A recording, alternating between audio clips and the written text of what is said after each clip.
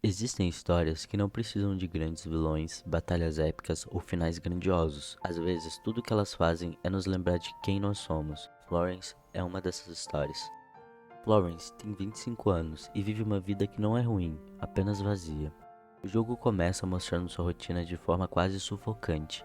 O despertador toca, o dia passa, o trabalho é repetitivo e sem significado, e grande parte do tempo livre é consumido rolando uma rede social sem muito interesse, apenas para preencher um silêncio que insiste em existir.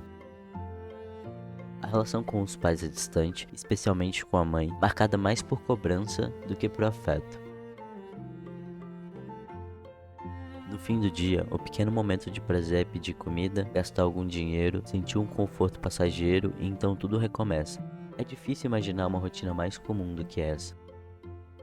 Em um dia qualquer, enquanto organizava a casa, Florence encontrou uma antiga pintura feita na infância. O jogo muda o ritmo, e pela primeira vez ele convida o jogador a criar algo, cores, formas, expressão. Não é só uma lembrança, é um lembrete.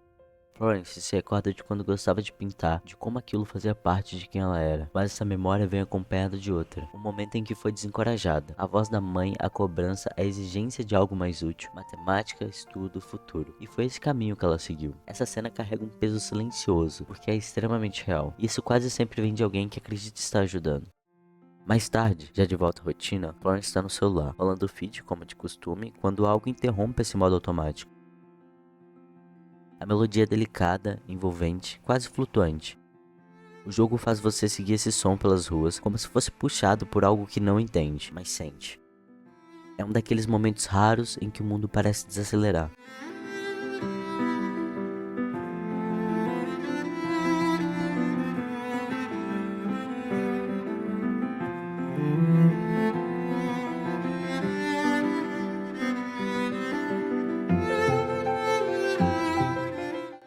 No final desse caminho, ela encontra o autor da música e de repente tudo muda. O mundo de Florence deixa de ser cinza e se torna amarelo. Uma cor que carrega calor, alegria, otimismo, criatividade e esperança. Não porque a vida dela mudou de imediato, mas porque ela sentiu algo que não sentia há muito tempo.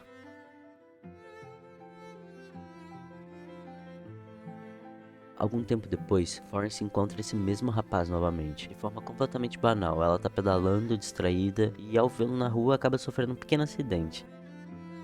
A cena é simples, quase cômica, ele a ajuda a levantar, nada grandioso acontece.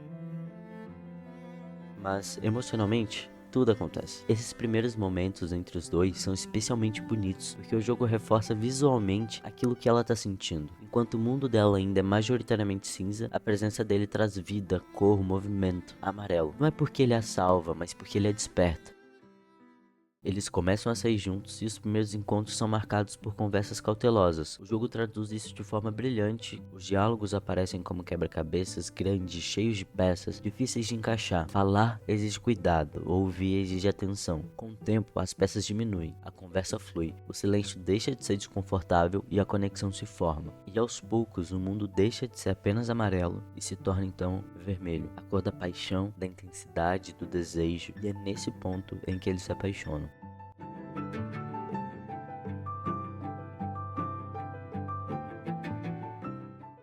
Agora juntos, eles passam a dividir não apenas momentos, mas planos. Ele fala sobre seu sonho de viver da música, fala com brilho nos olhos, com esperança, com aquela coragem que só quem acredita plenamente em si mesmo consegue ter. Florence escuta com admiração genuína, mas junto dessa admiração surge algo silencioso. Enquanto ele fala de futuro, Florence começa a pensar no próprio passado, nos sonhos que ficaram guardados, no desenho, na pintura, naquilo que um dia foi importante demais para ser esquecido, mas acabou sendo. O entusiasmo dele não apaga essa sensação, ele a revela.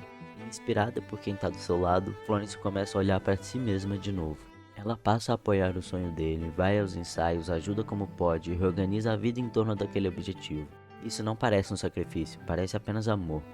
E ao mesmo tempo, incentivada por ele, ela volta a desenhar. É um momento bonito, quase ideal. Dois sonhos coexistindo, dois mundos se tocando, mas há algo sutil acontecendo. O sonho dela ainda precisa caber no espaço que sobra.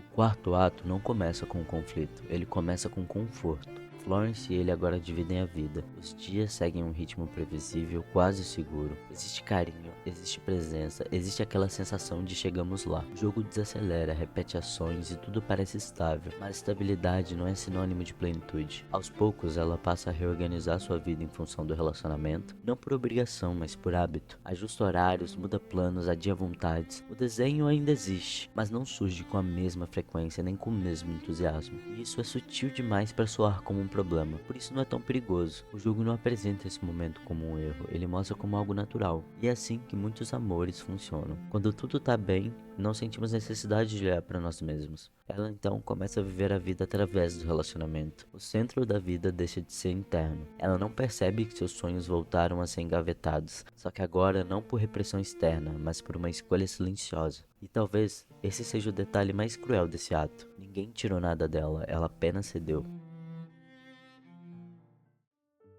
O quinto ato é o desgaste. Não existe um evento específico que causa ruptura. O que existe é acúmulo. Pequenas frustrações não verbalizadas, expectativas não alinhadas, sentimentos engolidos para não criar um problema. As conversas começam a falhar. Os diálogos, antes simples, se tornam confusos. As falas se sobrepõem. Ninguém escuta de verdade, porque cada um está ocupado tentando ser compreendido. O jogo traduz isso com mecânicas desconfortáveis, que geram frustração no jogador. Chega a um ponto em que você realmente nem tem mais controle das falas, assim como eles também não. Isso é intencional. Florence começa a se sentir pequena, invisível, não porque deixou de ser amada, mas porque deixou de ser vista como um indivíduo. Seus desejos parecem menos importantes, menos urgentes, menos válidos. Enquanto isso, o sonho dele continua crescendo. E aqui, o jogo faz uma crítica dura, porém honesta. Amor não sobrevive quando só um dos lados continua avançando.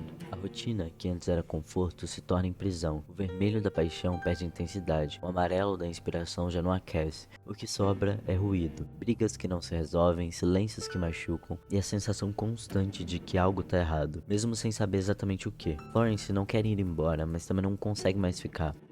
E talvez essa seja uma das dores mais reais que o jogo apresenta, quando amar alguém significa aos poucos desaparecer. O ato 5 não termina com um ponto final, ele termina com um esgotamento. A relação ainda existe, mas já não sustenta quem Florence é. O jogo nos prepara emocionalmente para entender que o fim não será uma tragédia, será um alívio doloroso. Porque algumas despedidas não acontecem por falta de amor, mas por falta de espaço. O fim acontece sem espetáculo. Não há uma cena explosiva, nem palavras definitivas. Não existe um momento claro em que tudo quebra. Apenas a percepção silenciosa de que continuar junto significa continuar se perdendo. O relacionamento termina do mesmo jeito que começou a se desfazer, aos poucos. E de repente, Florence está sozinha novamente. Mas essa solidão não é igual à do início do jogo. Antes, ela vinha da ausência de sentido, agora ela vem da perda. O jogo desacelera ainda mais. As ações ficam pesadas, quase difíceis de executar. O silêncio ocupa espaço, o vazio não é mais invisível. Ele é sentido em cada pequeno gesto. Florence se perde, e isso é importante. Ela já não sabe mais exatamente quem é sem aquela relação, porque por muito tempo viveu em órbita de alguém. O jogo não apressa esse processo, porque na vida real ninguém reconstrói rapidamente. Há tristeza, há confusão, há um cansaço profundo. Mas diferente do começo, agora existe algo novo. Consciência. Aos poucos, quase timidamente, Florence volta a desenhar. No início, não é bonito, não é confiante, não é ambicioso, é frágil. Isso torna tudo ainda mais humano. O desenho não surge como fuga, nem como tentativa de esquecer alguém. Ele surge como uma lembrança de si mesma, como se no meio de tanta perda, algo tivesse permanecido intacto. Florence não volta a pintar porque tá feliz. Ela pinta porque precisa existir fora daquela história. E esse detalhe muda tudo. O jogo não apaga o relacionamento vivido. Ele não trata o passado como erro. As memórias permanecem, assim como o carinho, a admiração e o aprendizado. Aquela pessoa foi importante e continua sendo, mesmo à distância. Mas agora, ela não é mais o centro. Florence entende, mesmo que o jogo não precise dizer em palavras, que podemos amar profundamente alguém e ainda assim precisar ir embora. Que inspiração não deve virar dependência. E alguns sonhos só sobrevivem quando deixamos de vivê-los através dos outros. É nesse momento que Florence realmente floresce. Não porque superou tudo, não porque esqueceu alguém, mas porque voltou para si. Ela então termina do mesmo jeito que começa, em silêncio. Mas agora, esse silêncio não é vazio. Ele é espaço. Espaço para criar, espaço para sentir, espaço para existir sem precisar se moldar a ninguém. Florence não termina sozinha, ela termina inteira. E talvez essa seja a maior delicadeza dessa história. Entender que alguns amores não duram, mas ainda assim nos ensinou exatamente o que precisávamos entender.